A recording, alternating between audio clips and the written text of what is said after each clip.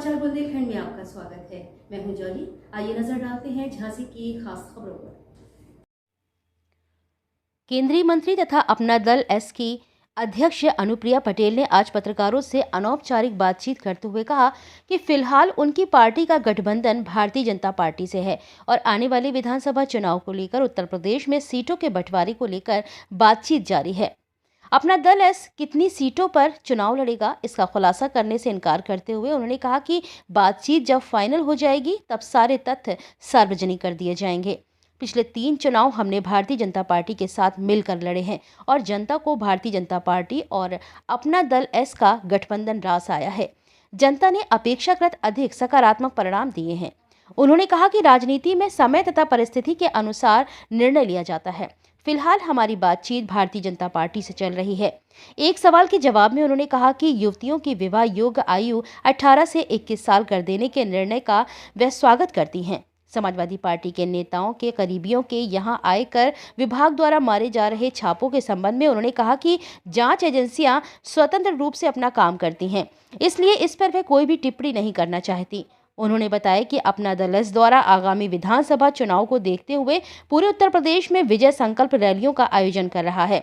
बताते चले कि अनुप्रिया पटेल झांसी के मऊरानीपुर में आयोजित रैली को संबोधित करने के लिए आई थी और सर्किट हाउस में पत्रकारों से अनौपचारिक बातचीत कर रही थी। झांसी से मनीष अली के साथ ब्रजेश परिहार की रिपोर्ट। नहीं, गठबंधन में कोई भी किसी भी दल के साथ जुड़ने के लिए स्वतंत्र होता है, उसका निर्णय हमें नहीं करना। हमने सिर्फ ये तय करना है कि हमारी पार्टी कहाँ रहेगी और फिलहाल हम भारतीय जनता पार्टी के साथ। अगर आपकी पार्टी समाजवादी पार्टी में जाती है तो मां से क्या शर्तें रहेंगी? आपकी पार्टी समाजवादी पार्टी में जाती है तो आपकी क्या शर्तें रहेंगी? मां को रहने देंगी वहाँ पे? मैंने पहले ही कहा आपसे कि फिलहाल हम भारतीय जनता पार्टी के साथ सीटों के बंटवारे पे बातचीत कर रहे हैं और मुझे उम्मीद है कि इसके सकारात्मक परिणाम भी निकलेंगे। मैडम, कर्नाटक के जो विधायक ने महिलाओं को लेकर मेरी पार्टी की ओर से मैंने उसकी निंदा की है।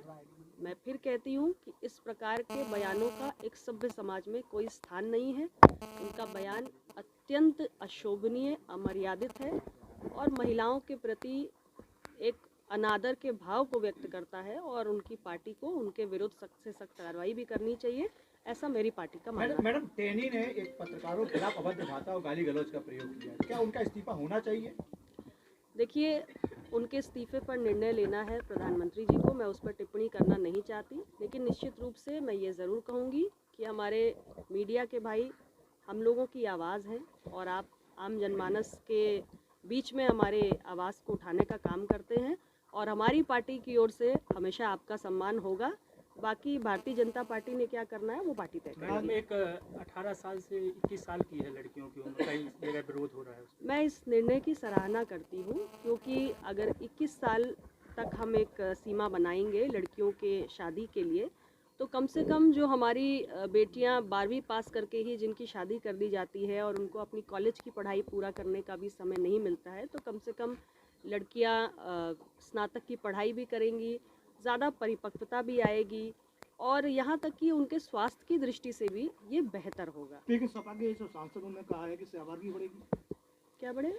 आबार की मतलब महिलाओं में आबार की बढ़ेगी। मैं ऐसी बातें जब सुनती हूँ तो मैं इतना ही सोचती हूँ कि जिन परिवारों में ऐसे लोग पलते बढ़ते हैं उनमें महिलाओं के प्रति क्या सम्मान और क्या संस्कार उन्हें दिया जाता है यदि आप ऐसी टिप्पणियां कर रहे हैं। मुझे बड़ा अचरज होता है कि जब अच्छे ओहदों पर बैठे हुए लोग इस प्रकार की अमर्यादित और ऐसी इस प्रकार की टिप्पणियां महिलाओं के विरुद्ध करते हैं।